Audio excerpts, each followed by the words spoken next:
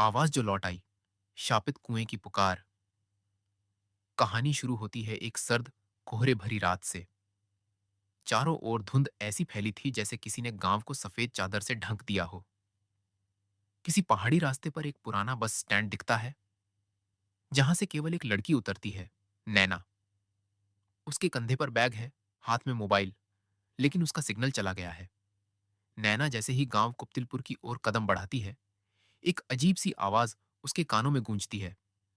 नीचे मत देखना, मत देखना। वो चौंकती है, पीछे मुड़कर देखती है, कोई नहीं। नैना अपनी नानी के घर आई है, छुट्टियां बिताने के लिए। गांव पहाड़ियों के बीच बसा है, जंगलों से घिरा, और वहां मोबाइल नेटवर्क तक नहीं आता।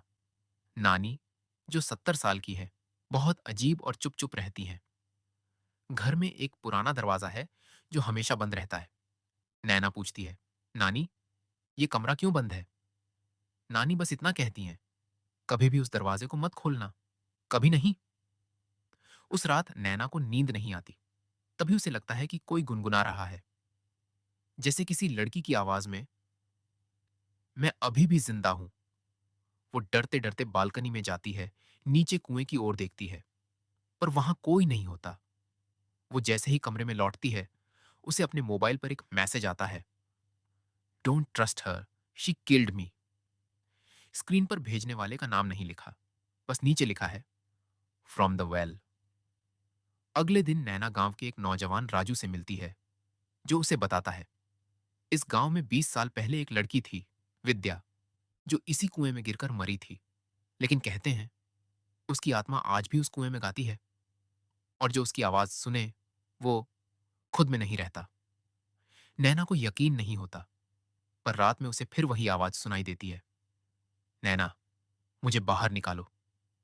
अब नैना दिन में भी अजीब बर्ताव करने लगती है। कभी खुद से बात करती है, कभी अपनी आंखें बंद करके गुनगुनाने लगती है। नानी डर जाती है।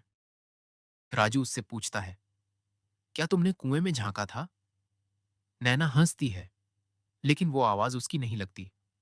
अब वो बाहर है, और सबको उसकी सजा मिलेगी। राजू और नैना गांव की पुरानी किताबों से पता लगाते हैं कि विद्या की मौत एक दुर्घटना नहीं थी, बल्कि एक हत्या थी। असल में नानी ने ही विद्या को कुएं में धक्का दिया था, क्योंकि विद्या नानी के बेटे मोहन से प्रेम करती थी, और नानी को यह रिश्ता मंजूर नहीं था। उसने मेरी जिंदगी छीन ली थी, अब मैं उसकी जिंदगी लूंगी। विद्या की आत्मा अब नानी से बदला लेने लौट आई है। रात के ठीक 3 बजे नानी की चीखों से घर गूंज उठता है। राजू जब भागकर घर आता है तो देखता है नानी की लाश जमीन पर पड़ी है, आंखें सफेद और मुंह खुला। और नैना दरवाजे के पास बैठी है, गुनगुनाते हुए, अब कोई मुझे कुएं में नहीं डालेगा। 1 हफ्ते बाद गांव के लोग कहते हैं नैना शहर लौट गई, लेकिन 1 साल बाद उसी घर में एक नया परिवार रहने आता है। रात में छोटी बच्ची अपनी मम्मी से पूछती है, मम्मी, नीचे कुएं से कोई गाना गा रहा है। माँ कहती है, बेटा, सो जा, वो बस हवा की आवाज है। लेकिन तभी कुएं से वही गुनगुनाहट आती है, मैं अभी भी जिंदा हूं। क्या आपने कभी किसी सुनसान जगह से कोई आवाज आती सुनी है? क्या आप किसी ऐसी आत्मा से मिले हैं जिसे न्याय चाहिए था? अपनी राय नीचे कमेंट में जरूर बताएं।